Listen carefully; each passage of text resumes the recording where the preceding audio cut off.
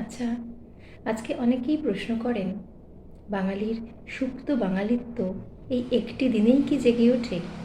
বাঙালির কি আছে নিজের বলতে গর্ব করার মতো?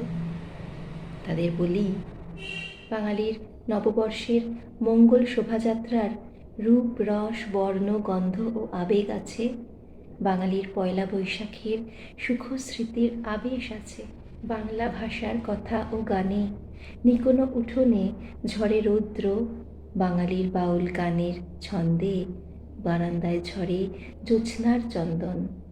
বাঙালির নবপত্রিকার ঘট আছে, চিত্রকরের পট আছে, শান বাঁধানো ঘাট আছে, শস্য শ্যামলা মাঠ আছে, তারায় ভরা অলস রাত আছে, দুপুরের পাতে গরম মাছের ঝোল ভাত আছে।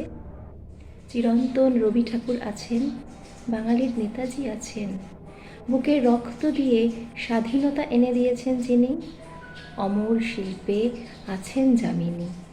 ছৌ নাচের ছন্দ আছে, প্রতিবাদী নজরুলের মন্ত্র আছে, রাঙামাটির পথ আছে, বসন্ত প্রেমের শান্তিনিকেতন আছে।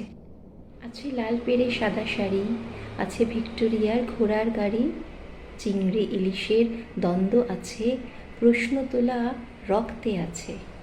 সত্যজিৎ, উত্তম সুচিত্রা সবই তো পেলে মন প্রাণ জুড়িয়ে যাবে রসগোল্লা খেলে।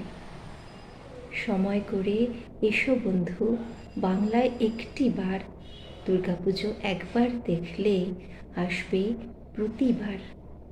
দিন শেষে তুমিও বলবে, হায় আমি প্রেমে পড়েছি এই বাংলার। শুভ নববর্ষ সকলকে। 1432 বঙ্গাব্দে সকলের জীবন সুখে সমৃদ্ধিতে ভরে থাকুক।